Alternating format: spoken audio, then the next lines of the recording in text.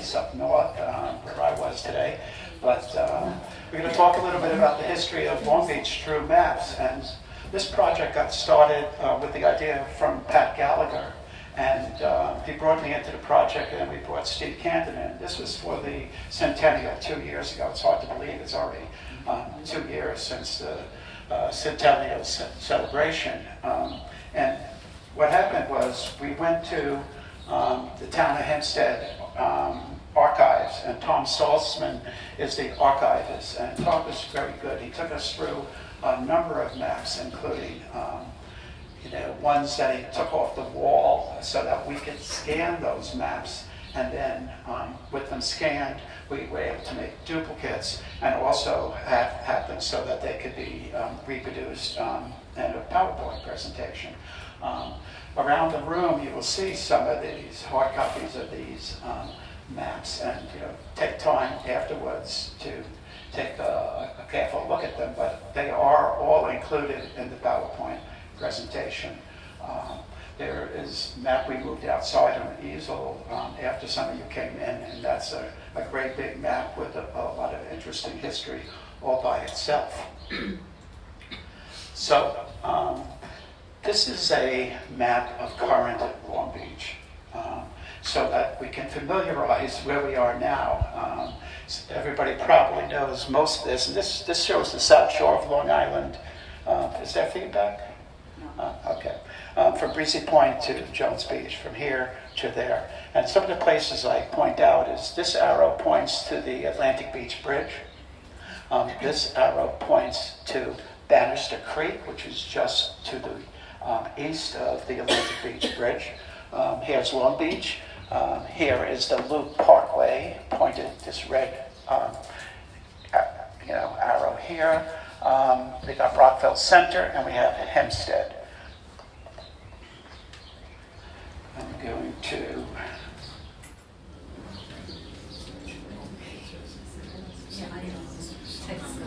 technological explosive. okay. So, a couple of points I want to make on this modern map.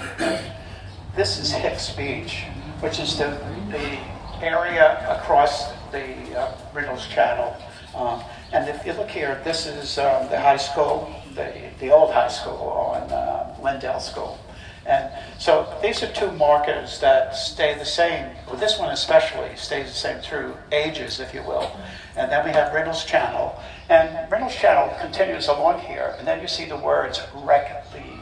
Rec lead is a term used to describe waterways back in the day. You can see the Long Island Railroad coming in here at an angle, and this would be Long Beach Road. We have these type of markings indicate marshes, and we have the marshes here. We have Island Park. We have the part that was called Barnum, and this is what's just called Harbor Island. Harbor Island, yes. So just keep those things in your mind. So, anybody know the islands that you go across when you take the Loop Parkway? Can anybody name those islands? No. Skull Island. No? Older. Alder? Okay. Show off. Anything else?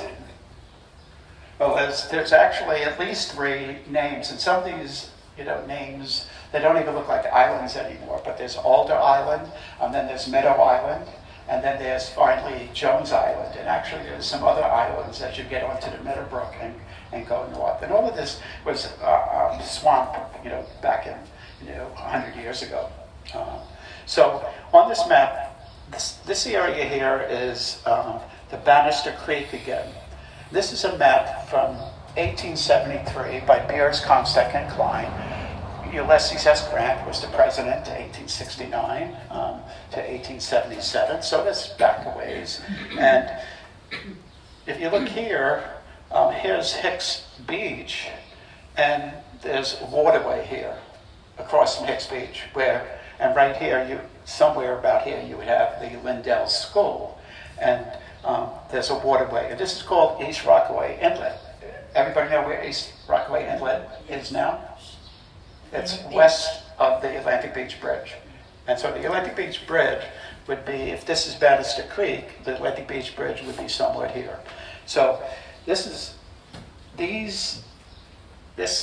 land mass here and some of these islands is what becomes Long Beach. Some people have said, called Long Beach the 7 islands or the 5 islands. And so back here, this type of landmass attaching to the mainland doesn't exist anymore. Okay? In fact, there was an island, before I get to that, this here says Hog Island, and this says Hog Island Beach, also known as Inner Beach. And this waterway is known as Inner Beach Lead. The wreck lead I talked about before, the wreck lead is up here. So Hog Island is what became Island Park. And it also was Jekyll Island at one time. I just don't have in the top of my head the exact dates. And there was also another place called Hog Island. And that Hog Island was off of the Rockaways, someplace here. And that disappeared in storms that it seemed to come to be sometime after the Civil War, and then it disappeared probably mostly from the big storm in 1873.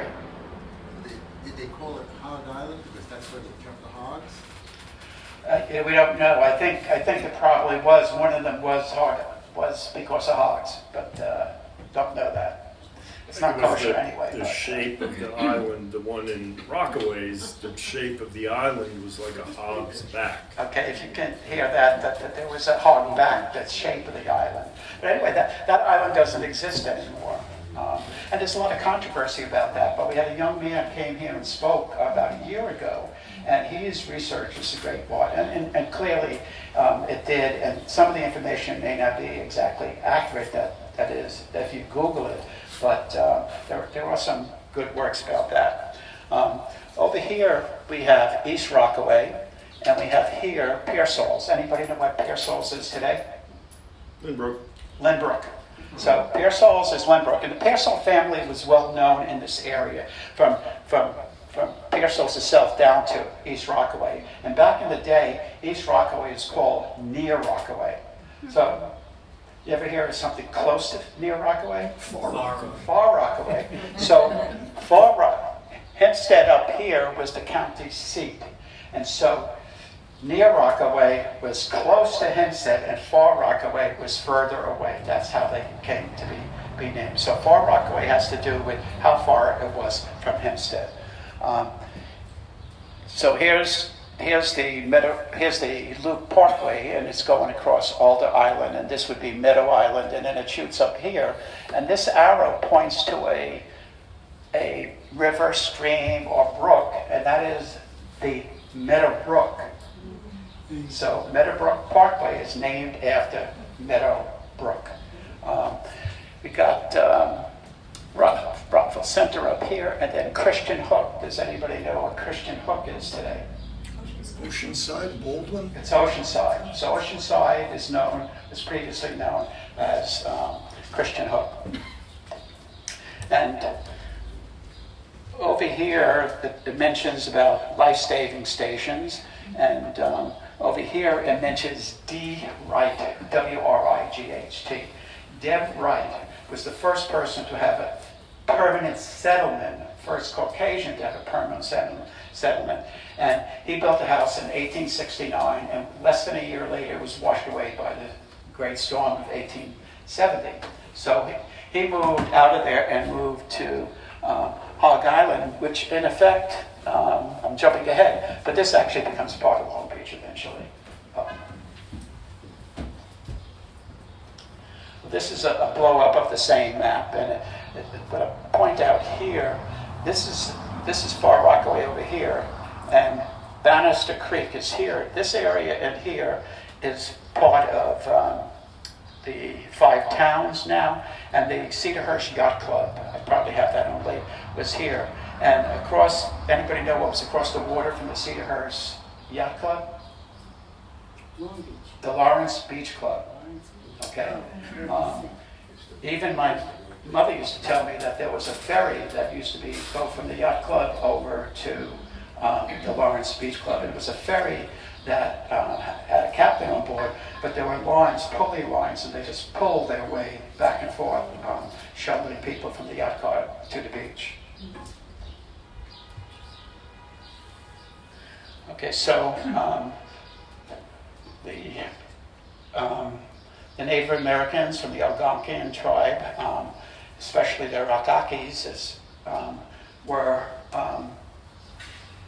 kind of itinerants. They didn't live on the island, but they did go there to hunt and to fish and collect wampum, which was their trademark for money. Then along came the Baymen, the Oystermen, and the Wreckers. The Wreckers were sort of organized pirates. And you heard the lead was called the wreck lead. And these wreckers used to lead people into the shallows so they would go aground, and then they would collect the goods. And even if the goods weren't good, the government wanted to collect revenue on that. So the government was also in on the wreckers, getting a hold of this. But that's where wreck lead came from.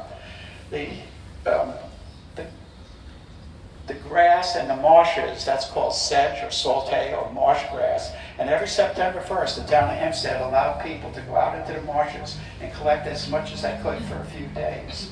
But that was the only time of year, and you had to have a permit to do that. Up here, this is the population of Long Beach in 1920, 282 people. And that's a while, it was already a city, not quite a city, it was almost a city, but it was a village.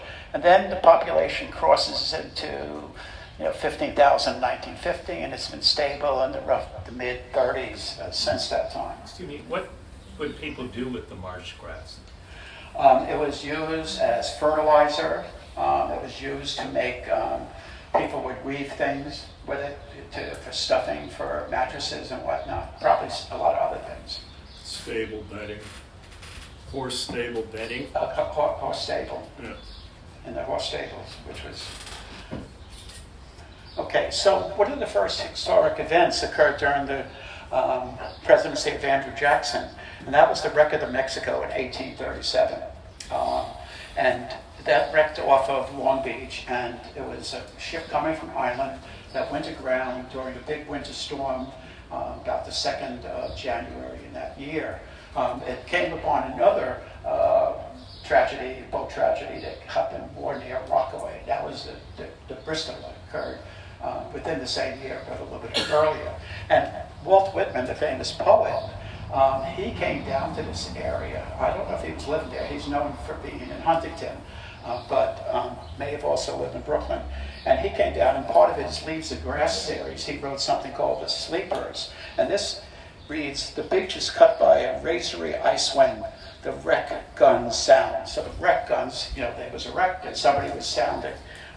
The tempest lulls, the moon comes floundering through the drifts. I look where the ship helplessly heads end on. He wasn't there for that, but it's poetic license, I suppose. I hear the burst as she strikes. I hear the howls of dismay that grow fainter and fainter. I cannot aid with my ringing fingers. I can but rush to the surf and let it drench me and freeze upon me. I search with the crowd. Not one of the company is washed to us alive. In the morning, I help pick up the dead and lay them in a rows in a barn. And so there were survivors. The crew survived. A brave oysterman from Freeport, Rainer Rock Smith, came out with crew on a dory, and the first thing the crew did, they jump stepped and left everybody behind. So there were about 115 people that died, and most of these were coming from Ireland. There were some Englishmen and Welshes as well. So, one of the tales is, where is the wreck of the Mexico? And there is a plaque on Lincoln Boulevard, because some people have said that maybe it was off of Lincoln. I heard rumor that it may be off of New York Avenue. Of course, New York Avenue wasn't there when it wrecked over that area. one of the things that puzzled me is that Smith, who took his dory out, he came from Freeport. And so you would think maybe it was further east that they were coming. Did they come all the way from Freeport, all the way down to almost the west end of Long Beach? It's a pretty long schlep. Okay, so many of you have passed the Rockville Cemetery, which is at the intersection of Merrick and Ocean Avenue. It's actually the northwest corner. And inside there is an obelisk that is dedicated to the people who lost their lives on the wreck of the Mexico. And there's a mass grave there where not the survivors, but the people who were picked up off the beach. And it includes both those from the Bristol and from the Mexico. So this is the glamorous Gilded Age Long Beach Hotel. This was built in 1880 by the Long Island Railroad. Rutherford B. Hayes was president. I heard in Rutherford Hayes that he became president because the crooked politicians in Coney Island made New York State go to his way, and that's how. So politics hasn't changed a whole lot since then. But Thomas Sharp was the president of the Long Island Railroad. This hotel was 900 feet long, 225 feet wide. There were 700 rooms. 1882, Oscar Wilde came to visit, spent a day or two there. And 1894 to 1897, the Methodist Summer Parliament occurred. And most people don't know this part of history. It was called the Chautauqua Parliament. And it basically, although it was associated with Methodist Sunday school teachers, it really was a kind of a college for the burgeoning middle class, and especially more women than men who had money and they had some leisure time and they wanted to learn. Most of them didn't go to college in that time. And then about 1897, there was a road that was macadamized all the way from Bottom Island, and the biggest, it wasn't cars at that time, but the bicyclists. There was a big burgeoning bicyclist clubs and people riding their bicycles out to the beach and racing on the beach. And in fact, as soon as cars came to the beach, they started racing cars on the beach. And there are several stories of cars getting stuck when the tide came in. So this is part of a map that Ron Paganini and his son Ron Paganini made up. It's a composite map of what Long Beach would have looked like in the 1880s. Is there a question? Yeah, on the previous slide, what does that mean, macadamized? Hard. So it's like a real street. It's Right, right. it's blacktop, I think. Blacktop. Yeah, blacktop and macadam are pretty much synonymous. Paved, yeah. So this is the Long Beach Hotel. These white streets did not exist during this time. They're just there to give you some type of reference. And this is Riverside Boulevard, and close to the beach. And this 900-foot hotel kind of straddled Riverside Boulevard, sort of a little bit more to the east and the west. And stretching out from there were 26 cottages. And that's the high renters were living in those cottages during the summer. And the Long Island Railroad, just like you see today, came in on a curve, but it came all the way down to almost the shore, and came right up to the back of the Long Beach Hotel.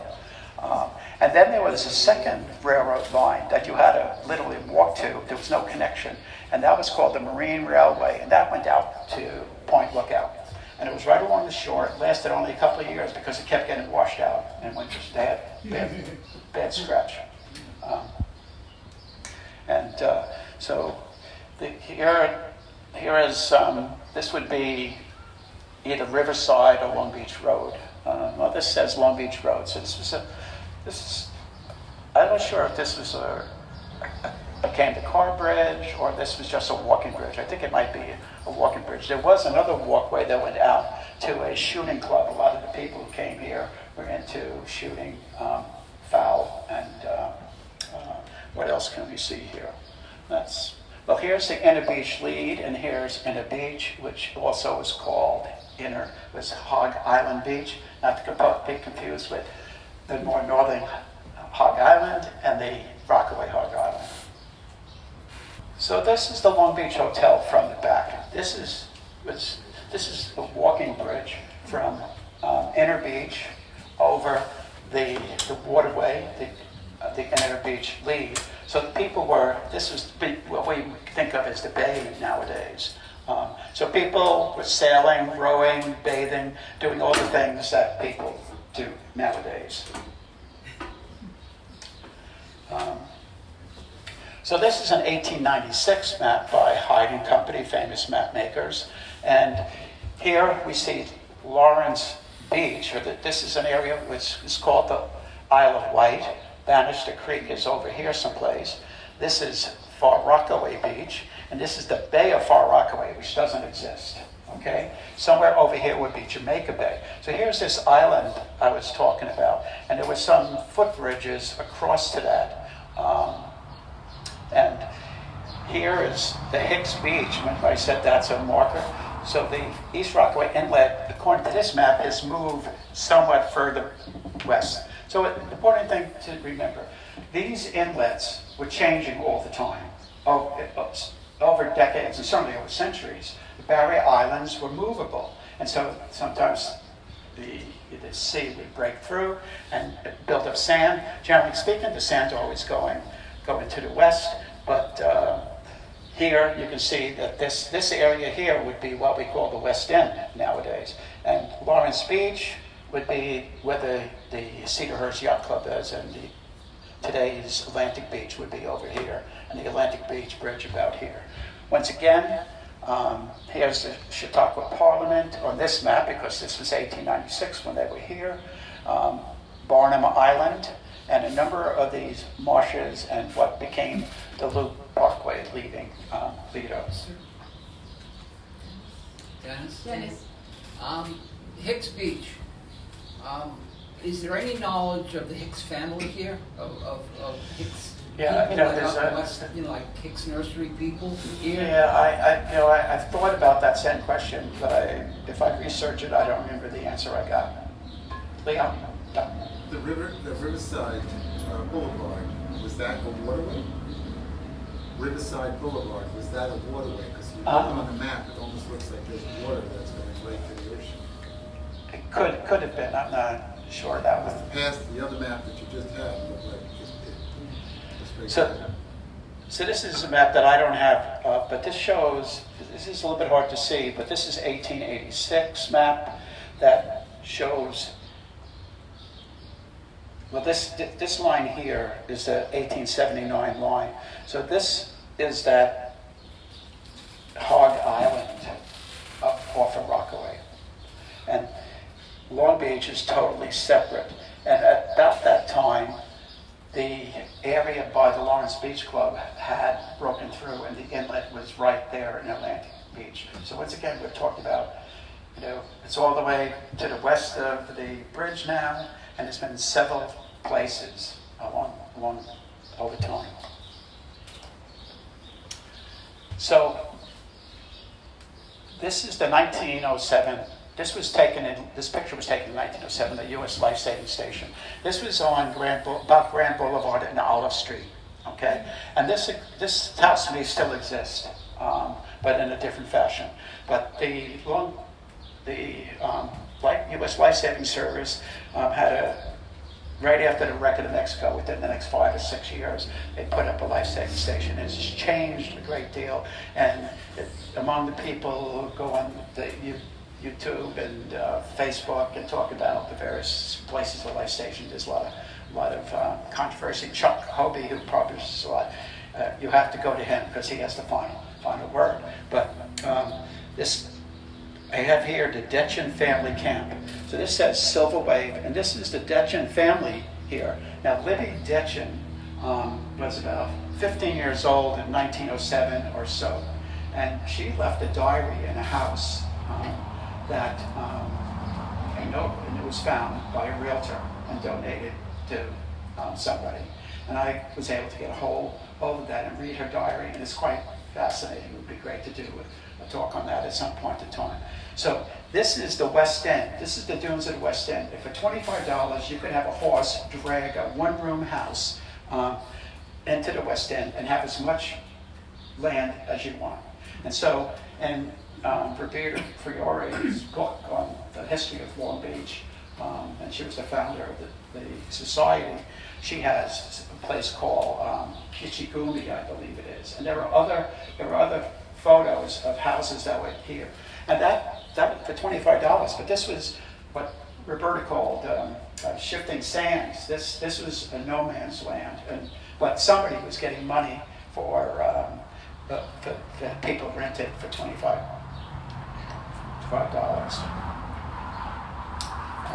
So about that time, William Reynolds came on the scene. This mentions that he was the president of Dreamland, one of the great Coney Island theme parks.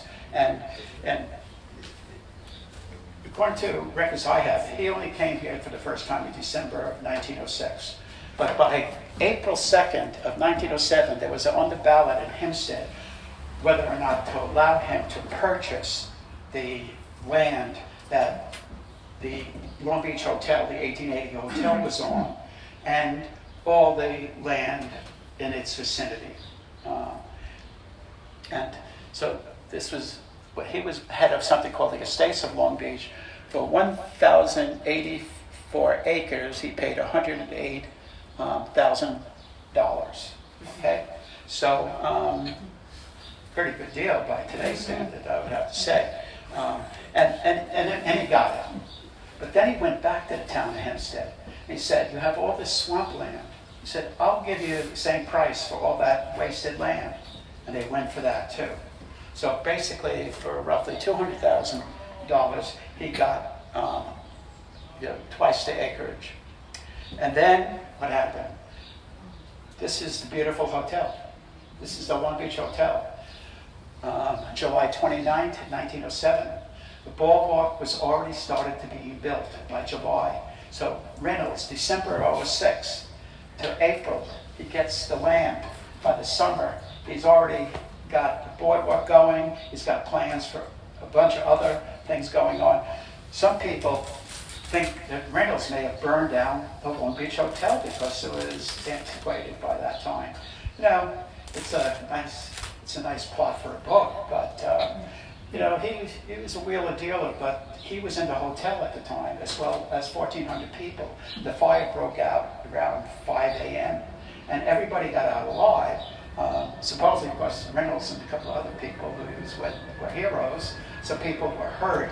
Interesting point, in the newspaper articles about that, the doctor who attended the injured at the hotel, who was a guest, was DeForest Belmont Bogart.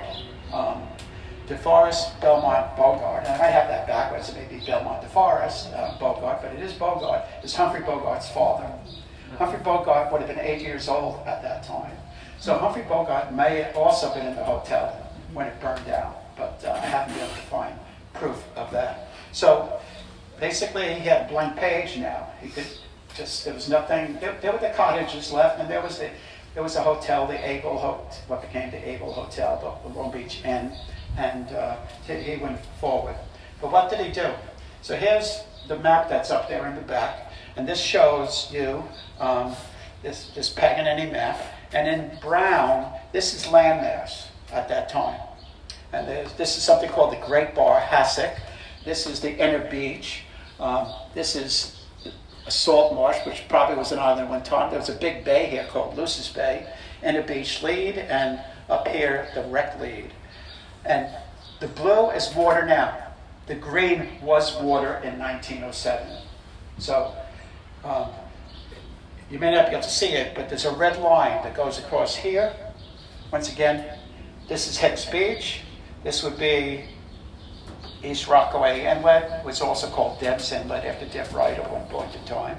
And, so, and this red line here. So this shape with this angle down towards the West End is what we know of Long Beach at the present time. And so all this, basically he took from Peter to pay Paul. He took sand dunes from here and filled in here. He took land from here. He took knocked down, so some of the land was knocked down, and then some of the land was built up. This here line would be West Bay Drive, roughly from, Magnolia to Grand Boulevard over here. So, excuse me, today from the boardwalk, you can see ruins, like concrete ruins. I think what it's called the super block. Is that related to that hotel? Foundation block. The foundation block, Yeah. yeah. So, yeah, I'll get to that in a moment. I just had to go super block, foundation block, which is what the super block is. What was just built on the big towers that are there, for better or for worse. And the foundation block, I was going to say, there was going to be a new Long Beach hotel built there. Okay, and for some reason it never got built, and that staying there. In the time of World War II, they had a sighting tower there too. You may have seen pictures of this tall, like, I think 8-story tower, square tower, which was in among the foundation block. I always thought that they were connected, that was part of the complex. I've been sent to school on that one, and supposedly that is the original foundation from 1909. The so-called foundation block, and it's still there. Hopefully it'll stay there for a lot more time, otherwise we'll have no place to park. So in 1907, Reynolds brought in the Atlantic Pacific and Gulf Dredging Company, and he had 3 big dredgers, the Pittsburgh, the Florida, and the George W. Watts, who was the founder of the company. And one of these, I think it may have been, I don't remember which one, perhaps the Pittsburgh came for the Panama Canal job, and came to Long Beach. And they got to work pretty fast on that. And within 2 years, maybe not even, you had this new landmass where all of this green was filled in. And because in 1907, and some of these maps show it, if you look at the dates, they show the grid of the estates of Long Beach going all the way from New York Avenue to Pacific Boulevard. So this is the map that's outside on the easel. This is Queenswater, also called Inner Beach, and this is a map from 1897. William McKinley was still president, and this map was from 1897 as well. And this is the Long Island Railroad, right on the edge of this island. And so the Long Island Railroad was built in 1880, and it went out to Long Beach, and there was a stop called Queenswater on the Long Island Railroad.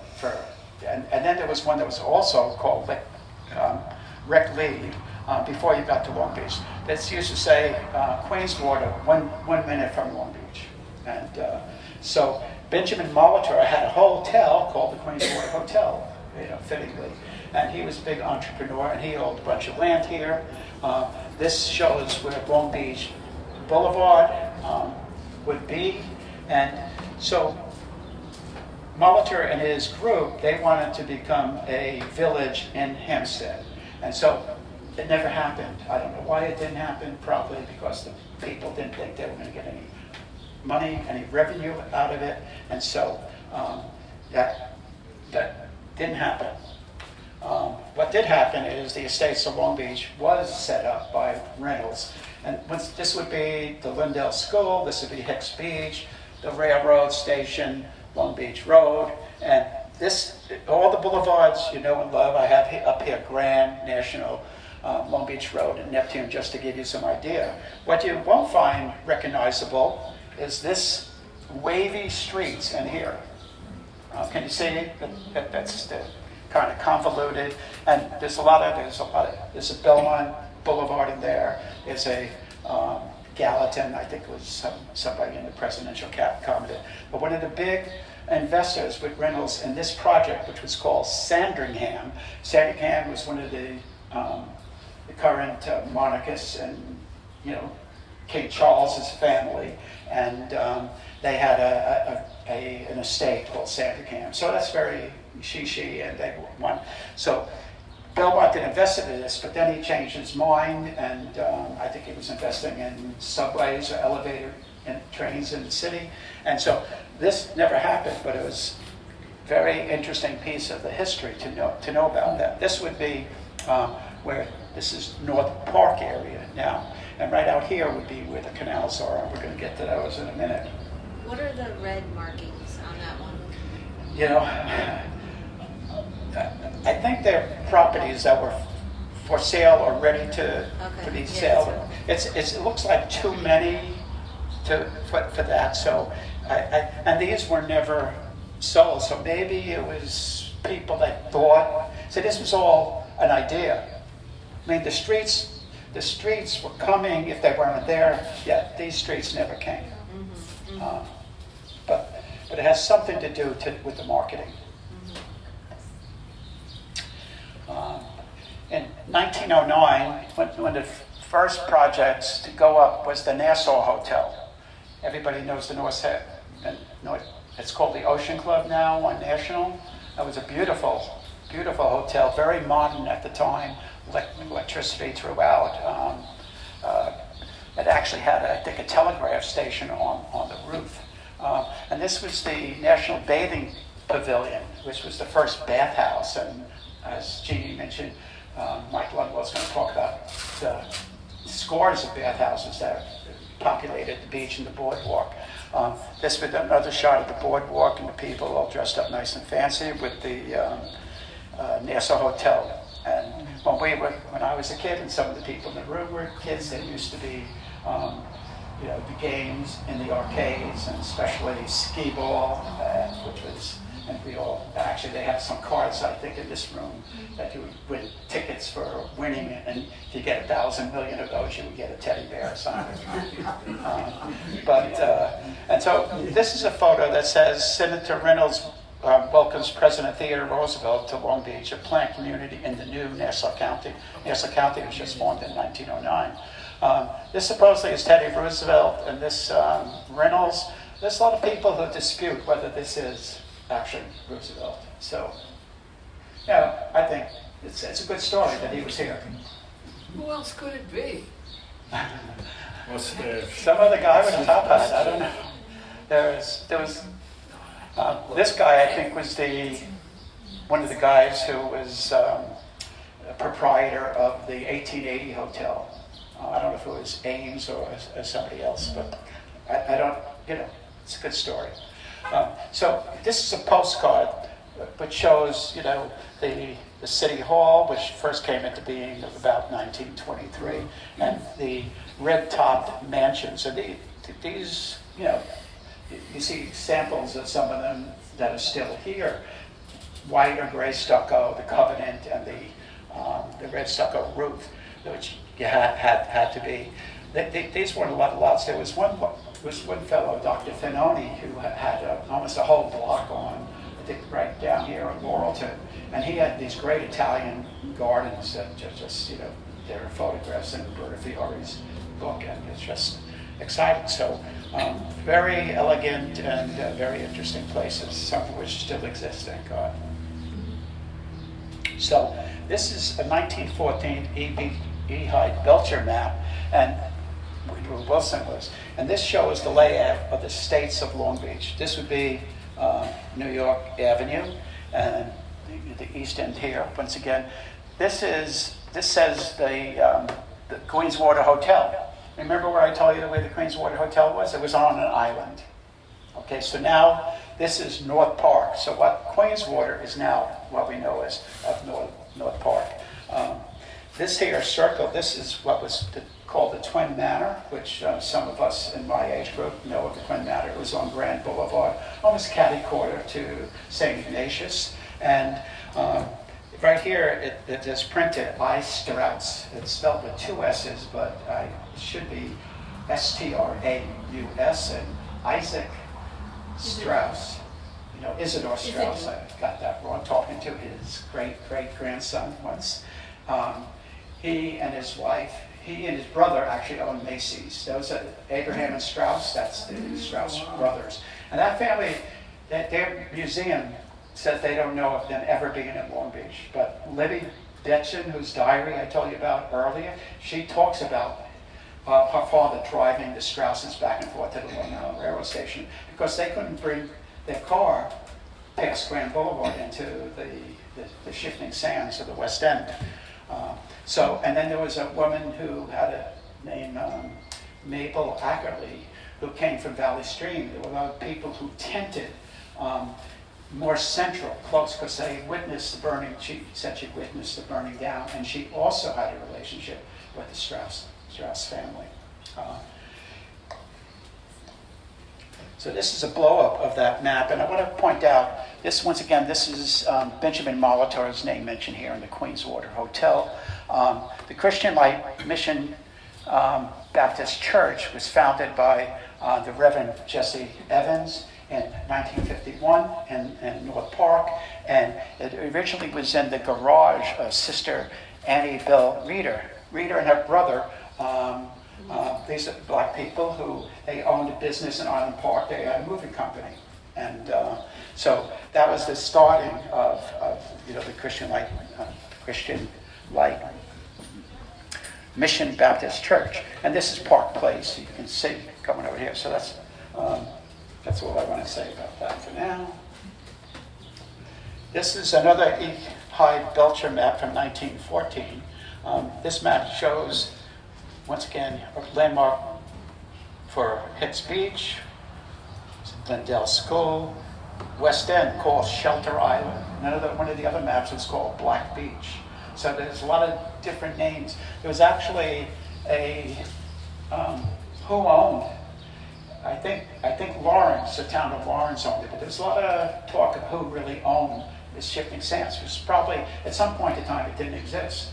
You know where I guess the tower is in Robert Moses, when you go over the causeway? Well, that land wasn't there in 1900. Everything west of that tower didn't exist. However, Robert Moses, whose mother had a house in Babylon, he used to swim across. He was almost a champion swimmer at Yale, I believe. And he would swim across, and he noticed, he went to the maps, he said, "Who owns this?" He said, I got plans for that. And he sure did. So anyway, this is Point Lookout out here. And I want to come back to this, but let me go forward for a second. Okay. Right about here is the street, the last street that we recognize, Maple. And then comes Forest Boulevard, Delmar Boulevard, Golden Gate Boulevard, Atlantic Boulevard, to match Pacific, I suppose, Athens Boulevard, and Euclid. Looks like somebody with some Greek background there. And so these streets are on this map. Okay, yeah, here's which is that? Neptune. Yeah, so Roosevelt, Pacific, Maple, and then all of these other streets, which are not in Long Beach. They're in Lido. But once again, this is 1914. This area never came back. Partly because Reynolds, he was going in and out of, maybe bankruptcy or support. And so a lot of things there's lots of postcards of things in Long Beach that were never built that looked like but they were, artists' renditions. The Rainy Pier was going to be on Roosevelt, and the boardwalk was going to extend from New York Avenue all the way to Point Lookout. So it's going to be twice as long as it is.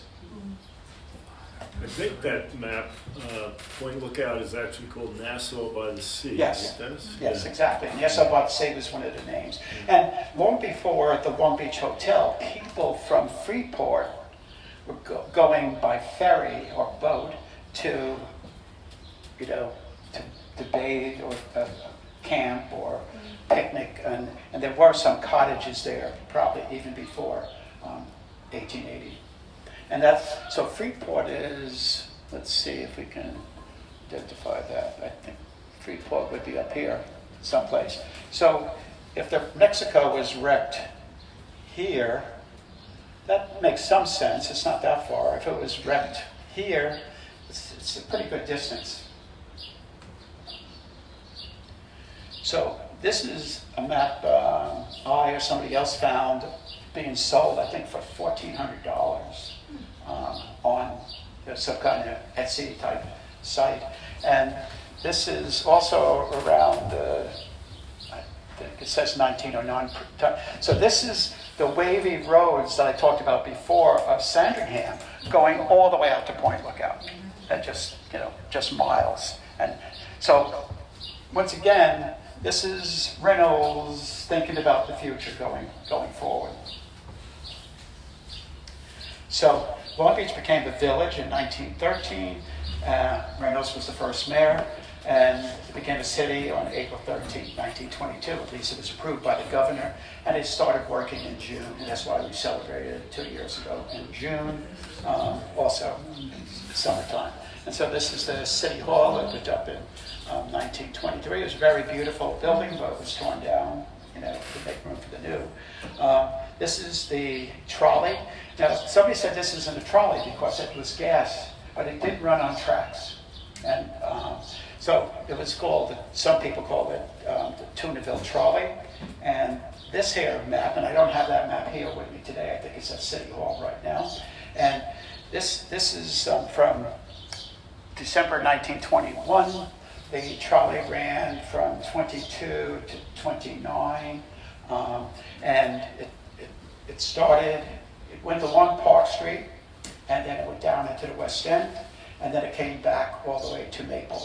But how did it do that? This map shows that it came west all the way to Minnesota Boulevard, and back along Beach Street, and then down to Broadway, and went along Broadway, and then up Maple, where it circled, okay? Well, that's not how it actually ran. It actually ran back to New York. It went up here, and there was a roundabout here, and then it went back like that, and there was a roundabout, and people, there were some people who've written about as kids that they would help turn, just like people do in San Francisco with the cable cars. But why did it stop in Minnesota? Anybody know? There's no world beyond that. That was the end of the island. That was almost the end of the island at that time. If you think of New York Avenue, this is Park Avenue rather, and this is Beach. There was no land north of Beach, essentially, going westward. And my brother's here in the audience, so his mother too, used to tell us that when she was a kid. She came here in 1922, and she said, they could walk to the Lawrence area, but there was along a strip of land.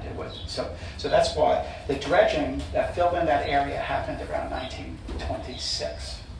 Okay, so there was the dredging. There was several dredges. There was certainly the 1907 to 1909 dredging, and then there was still more dredging in the 1920s. Here's a break, and this is the Lawrence Beach, or the yacht club. This triangle is called the Isle of Wight, Dennis, and. who funded the dredging in the 20s? If Reynolds did it back originally, whose project was it in the 20s then? I'm not sure, All right. but probably the city. Yeah. The city did, Municipal. because it's part of the city now. So this is once again East Rockaway Inlet. The Atlantic Beach Bridge isn't here's Bannister Creek, so the Atlantic Beach Bridge wouldn't be to here. Okay, so all the beach clubs, ABC, Lawrence Beach Club, Ocean Club, they'd be in this area, which was underwater at that time. And over here, where we would expect to see the canals, that is, says proposed racetrack. Now, Reynolds was a big racing guy, and he was involved with the Jamaica racetrack, which was in Jamaica, Queens, and won and lost a lot of money on the races. This also talks about, this is the Reclete Station, and this says Barnum Island. A lot of people think P.T. Barnum has something to do with Barnum Island. No, Anne Barnum, she had a farm on Barnum Island, probably with some hogs. So P.T. wasn't there. But an interesting story that, is not not time for today, but, you know, the elephants built the boardwalk, right? Well, some people say yes, some people say no. I'm in the middle on that one. You know, people say it was just publicity. There's definitely photos of the elephants here. And the elephants, I have proof that the elephants didn't go back to Coney Island, which they walked from Coney Island to here, along Sunrise Highway and then down through villages. And they were back in December. So they were here from September, October, all the way to December when it got colder. And there's also some stories you hear of elephants being housed in corrals in Oceanside or Island Park. So it's, you know, it makes sense that somebody would think Barnum Island is related to the circus, but it's not. And the finals, well, it's not quite the final slide, but here's the Long Beach, the Lido Beach Hotel, and Joanne Belli of the Society, one of our archivists, has written a fantastic Images of America book on this hotel, and it's a very fantastic history. The original Lido golf course was in this area, and it went from what we know as Reynolds Channel all the way to the beach. In fact, one of the holes was right along on the beach. And it was a fantastic. Charles Blair McDonald, I think he was a leading golf course designer in the world. He designed it. He has won the national outing all the way out the island. And this was considered fantastic. But what happened is in 1941, the Navy took over, commandeered the hotel. It was on hard times, and they commandeered it. And they tore up the golf course, and they put in barracks, and they had amphibious landings going on in the bay and the ocean. So that's part one. Part two is only 2 slides, so don't get too worried. So this is Megan Gallagher, Pat Gallagher's daughter, and this is out on the dock, with one of the marshes across the bay during Hurricane Sandy, I guess in the early stages, maybe the later stages. This is their house. Afterwards, there's some furniture thrown out. And so that point is they were affected by Hurricane Sandy like just about everybody else in Long Beach. On Wisconsin Street, we're 4 feet up and had 3 feet of water in the house. So basically 7 feet at Wisconsin Street, maybe the lowest, and we were on the corner of Park practically, so maybe one of the lowest points in Long Beach. But Pat Gallagher lived right about here. He had a couple of injuries. Would you say that, Tom? Yep. Yeah. And his house. So he's on the bay where most of the, other than the boardwalk damage and some of the hotels, but we got water in their basements.